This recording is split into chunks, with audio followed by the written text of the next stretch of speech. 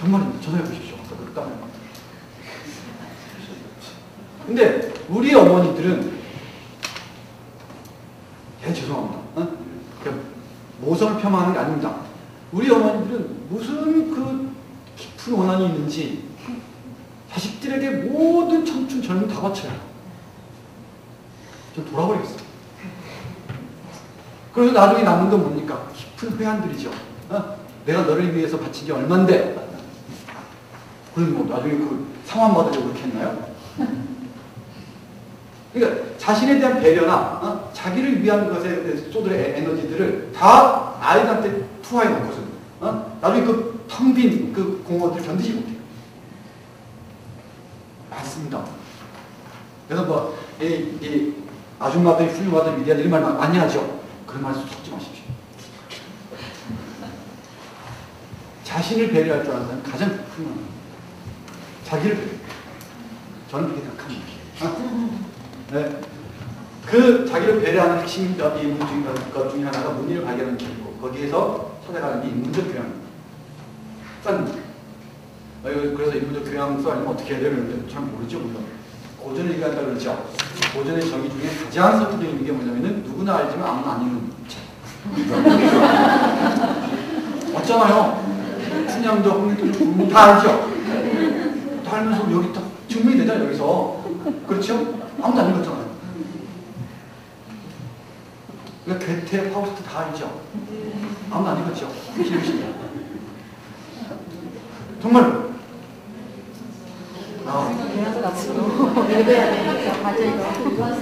우리 공자님 논어 다 알죠? 논어 읽으신 분.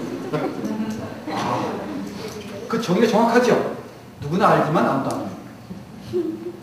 플라톤 국가 다 알죠? 한번 읽어보십시오. 정말 잘하죠. 그래서 한국에 이 교회도 많이 다니면서 운동도 많이 다니는데 혹시 신약 성경, 구약 성경 다 읽으십니까?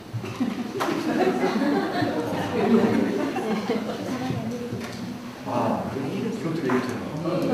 가장 많이 팔리지만 가장 적게 읽히는 책이 성경이라고 그러죠. 목사님이나 신부님이 얘기하실 그 부분만 아니죠. 근데 이 신약이나 구약이야말로 역사이자 문학이자 철학이죠. 엄청난 작품입니다. 제가 기독교인 크리스찬 아니지만은 정말 뛰어난 작품, 명작입니다. 여기에 구약 속에 우리가 보면 구약 안에 보면은 그 시들 있죠.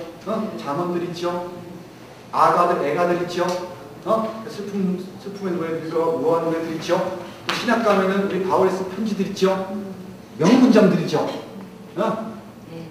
근데 우리는 그걸 억지로 안 읽으면 천당 못 가 이러니까 그 성경의 최고의 보존 중에 하나예요.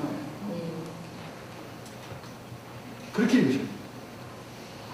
이건 교회 다니고 성경 다니고 이런 문제가 다른 겁니다.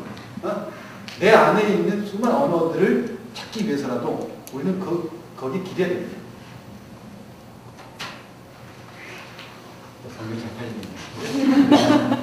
그래서 요즘은 이 성서들도 번역이 잘 되어 있습니다. 옛날 식이 아니라 잘 된 번역들이 많습니다. 영어 공부도 하실 겸해서 같이 개조하면 보십시오. 얼마나 명문장입니다. 저는 꼽으라면은 플라톤 국가하고 성경하고 장자하고 그죠? 꼭 번역했어요.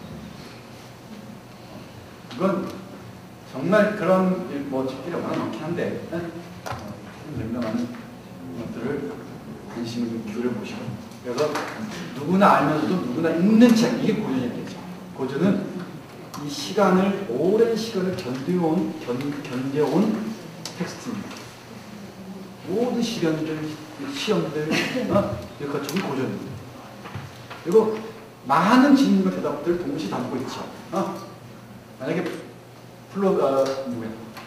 플로베르가 쓴 마담 보바리를 읽으신 분들이라면은 읽으셨죠? 네. 마담 보바리에게 이루어진 분이라면은 자신을 배려한다는 게 무엇인지 아실까? 보바리처럼 살면 안 되죠. 마담 보바리처럼. 근데 우리는 그렇게 살아가죠. 보바리의 영혼이 이렇게 핍해졌던 것은 싸구려 잡지를 읽어서 그랬어요. 여러분들의 거의 유일하게 읽는 책이 아마 미장원 가서 읽는 게 있는 엘르 뭐 모먼센스 이런 거죠. 네, 그렇게 괜찮습니다. 그리고 인문적 교양이란 무엇이냐고 또 정의한다면 저는 타자의 고통에 응답하는 능력을 줍니다. 이게 인문적 교양이십니다. 이건 여러분이 꼭 말씀드리고 싶습니다. 타자의 고통에 응답할 수 있는 능력. 조금 소박하게 말씀드리면은 나까지도 어떤 타자인지 모르죠. 내가 나를 안다고 얘기하지만 이건 어림없죠. 그죠? 수많은 관계를 통해서 나는 끝없이 발견되죠. 이게 가장 무슨 얘기인지. 이를테면 여러분들 눈으로 여러분 얼굴 직접 본 적 있습니까? 있으신 분? 없죠? 거울을 통해서 보거나 사진 통해서 봐야 되죠? 그러니까 타자의 시선, 다른 대상의 시선을 빌지 않으면 우리는 볼 수가 없습니다. 좀 전문적으로 말씀드리면은 주체는 수많은 타자와의 관계 속에서 구성된다고 얘기합니다. 우리는 끝없이 나는 나다라고 얘기하지만은 이 나는 수많은 관계 속에서 구성된 거죠. 이거 맞죠?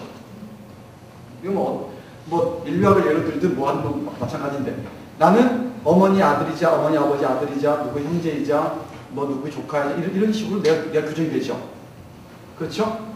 그런 것처럼 내 주체성이라는 것도 수많은 타자와의 관계 속에서 구성됩니다. 문제는 이 나를 구성해가고 만들어간다는 것은 형성해간다는 것은 어떤 타자, 어떤 방식, 어떻게 만날 것인가 문제가 되겠죠.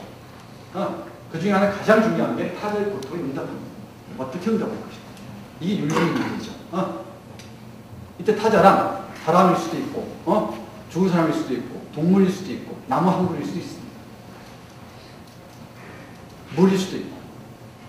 이 불교의 비유를 빌면은 일수사견이라는 말이 있습니다.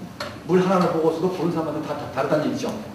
어떤 사람 보면 피고름처럼 보이고, 어떤 사람 보면 낚시터처럼 보이고, 어떤 사람에게는 아릿한 기억의 흐름을 보일 수도 있고, 이를테면. 그러니까 이 타자의 범위는 대단히 넓을 수가 있죠. 그래서 이게 이 타자와의 관계 만들기 없죠. 우리 삶이고, 주체는 끝없이 변화하고 흔들릴 수밖에 없습니다. 완성력이 굳어질 수 없죠. 이게 데카르트 비판하면서 새롭게 얘기할 주체의 문제입니다. 완성되거나 고정된 게 아니라는 거죠. 아마 그럴 겁니다. 변화가 삼라만상의 법칙이라면은 인간의 삶이라고 왜 안 그렇겠습니까? 우리에게 누구나 동의할 수 있는 진리가 뭐냐라고 묻는다면은 전 두 가지를 얘기합니다. 하나는 누구나 죽는다는 거. 분명하죠. 생물학적 죽음 분명한 거죠. 우리는 탄생하는 순간 죽음을 향해 걸어나가는 걸음마를 시작한 거죠. 마찬가지로 또 하나가 하느님, 예수님, 부처님 다 속일 수 있지만 자기를 못 속인다는 거예요. 그렇죠. 이런 이 두 가지를 상상한다면 타자와의 관계들이 훨씬 더 넓어질 수가 있습니다. 나무가 시들어가는 걸 보고서 아프다면, 그죠? 그건 내 안에 있는 나를 나무를 통해서 보는 게 되겠죠. 또 어떤 사람을 만나서 어떤 얘기를 들었다 한다면 그 사람을 통해서 나를 바라보게 되겠죠. 어떤 책을 읽고 행복했다면 그 책의 저자나 그 책 속에 등장하는 인물들과 나의 교감을 통해서 새로운 내가 또 발견되겠죠. 그렇죠? 그래서 인문적 교양이란 제가 보기에는 그야말로 타자의 고통에 응답하는 데서 시작됩니다. 제가 왜 저렇게 아플까? 왜 저렇게 고통스러울까? 이건 동시에 자신에게 깃들여 있는 수많은 에너지 타자, 문의들을 불러내는 과정입니다. 그래서 그 근대적 주체성의 딜레마라는 게 이렇게 얘기한다. 아까 말씀드린 그겁니다. 나는 생각한다, 도로 존재한다라는 그 유명한 명제 있죠. 그렇죠? 그래서 주체성이라는 게 하나의 확정된, 획정된, 고정된 것으로 생각을 많이 해왔습니다. 그렇지 않아요? 끝없이 변합니다. 어제 나하고 오늘의 나하고 보면 다르죠. 그런 것처럼 어떤 배치의 노릇냐에 따라서 달라집니다. 만약에 아까 침실 얘기를 비유를 했습니다만 결혼 안 하시면 안 계시죠? 미성년들 좀 이렇게 닫아주시고. 이 침실에서의 내 몸짓과 노래방에서 내 몸짓이 같으면 이상하죠. 로봇이죠. 그렇죠.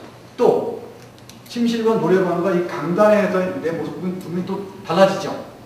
어떤 배치의 논리에 따라서 나는 다른 식으로 바라보고 다른 식으로 표정 짓고 다른 식으로 행동합니다.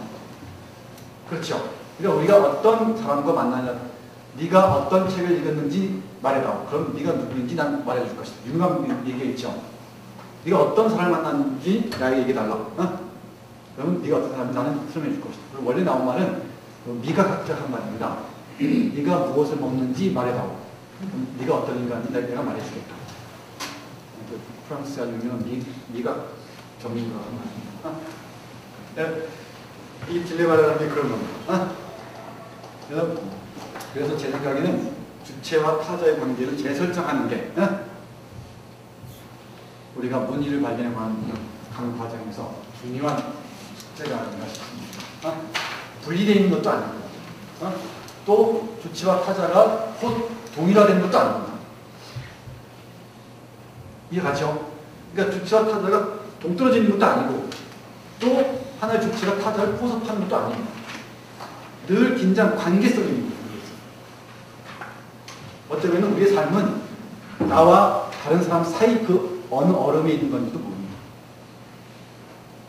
문제는 타자를 동일시하고자 하는 욕망들 있죠. 그렇죠. 이게 바로 친민제국주의 역사입니다.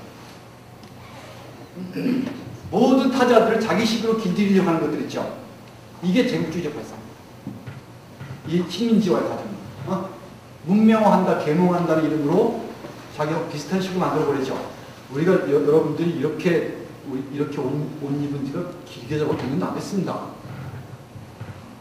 그렇죠? 놀라운 이 주체와 타자의 관계 재설정 문제 제가 꼭 말씀드리고 싶은 것은 주체와 타자가 동떨어지는 것도 아니고 동시에 포함하는 것도 아닙니다. 포섭하는 것도 아닙니다. 포함합니다. 일부를 공유하면서 늘 관계 긴장이 있죠. 이게 주체와 타자의 관계입니다. 내가 소나무의 아픔에 고통에 응답한다고 해서 내가 소나무가 될 수 없는 것이죠.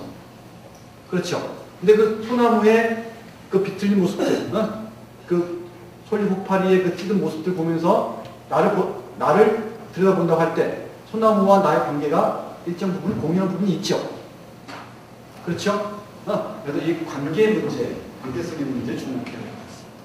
그럼 자본주의 발달의 역사는 자연의 착취와 약탈의 역사였습니다. 분명하죠? 우리가 개발력 얘기할 때 exploitation이라는 단어를 쓰죠. 이건 착취하는 것입니다. 자본주의 발달 과정들은 자연을 착취하는 과정이었어요. 자연을 어머니라고 한다면 어머니를 살해하는 과정입니다. 이런 그 자연이라는 대타자에 대한 그 고통에 대한 응답할 능력들이 우리가 없었기 때문에 그런 일들이 아무렇지 않게 하죠. 네? 제가 좀 강하게 말씀드리면은 정치가가 된 사람들은 특히 대통령이 된 사람들은 고전 100권 읽어야 돼요. 시험 봐야 돼요. 박수치고 그래야죠. 고전 100권 읽고 시험 나와서 80점 이상 맞아야 대통령 저희 출마 자격을 줘야 돼요. 그래야 절대 파헤치기인지도 안 해요. 그 얼마나 아픈지를 모르는 거야.